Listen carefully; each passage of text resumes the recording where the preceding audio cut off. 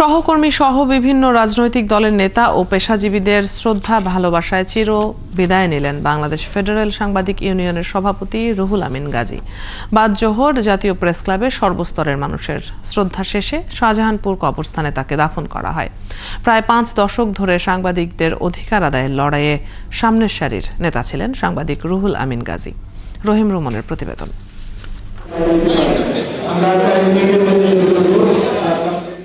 শেষবারের মতো প্রেস ক্লাবে এলেন বাংলাদেশ ফেডারেল সাংবাদিক ইউনিয়নের সভাপতি রুহুল আমিন গাজী।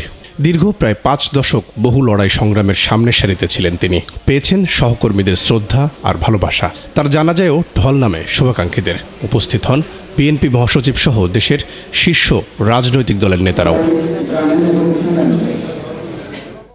সাংবাদিকদের অধিকার আদায়ের লড়াইয়ে কারাবরণ করেছেন দীর্ঘ সময়। তার সহকর্মীরা বলছেন, গণতন্ত্রের জন্য আজীবনের লড়াকু এই সাংবাদিকের মৃত্যুতে গভীর শূন্যতার সৃষ্টি হলো। রাজপথে তিনি আন্দোলন করতে গিয়ে কারাবরণ করেছেন। সাংবাদিক সমাজের ইতিহাসে খুব কম নেতা আছেন যারা রাজপথে অধিকার প্রতিষ্ঠার জন্য, সাংবাদিকের রুটি রুজির জন্য কারা নির্যাতিত হয়েছেন। এই জায়গার শূন্যতা পূরণ করে জাতি যেন একটি নতুন বাংলাদেশ বিনির্মাণে আমাদের কমিটমেন্ট যেন আমরা পূরণ করতে পারি, সকলের কাছে সে আহ্বান জানিয়ে আমি আবার আমাদের প্রিয় ভাই রুহুল আমিন গাজী মাগফিরাত কামনা করে। বিভিন্ন রাজনৈতিক ও পেশাজীবী সংগঠনের নেতারা বলছেন, শেখ হাসিনার দীর্ঘ সময়ের অপশাসনেও মাথা নত করেননি রুহুল আমিন গাজী। ওনার যে নির্ভীকতা, সাহসিকতা, সত্য প্রকাশে একনিষ্ঠ, এটির জন্য জাতি সারা জীবন তাকে মনে রাখবে।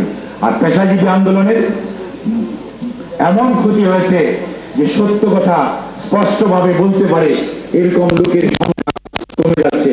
গণতন্ত্রের লড়াইয়ে দীর্ঘ অবদানের পর দেশে যখন গণতন্ত্র ফিরছে, সেই সময়ে তার পরামর্শ জরুরি ছিল বলছেন তথ্য উপদেষ্টা। ওনার পরামর্শ আমাদের খুবই জরুরি ছিল। আমাদের সাংবাদিকতাকে, গণমাধ্যমকে যখন আমরা নতুনভাবে পুনর্গঠনের কথা ভাবছি, সাংবাদিক রুহুল আমিন গাজী যিনি গণতন্ত্রের জন্য, গণমাধ্যমের জন্য আজীবন লড়াই সংগ্রাম করে গিয়েছেন, তার সেই পথকে আমরা সকলে অনুরোধ করব। তার জানাজা পড়ান জামায়াতে ইসলামীর আমির ডাক্তার শফিকুর রহমান। পরে পারিবারিক সিদ্ধান্তে দাফনের জন্য তার মরদেহ চাঁদপুরে নেওয়া হয়। রহিম রুমন, ৭১, ঢাকা।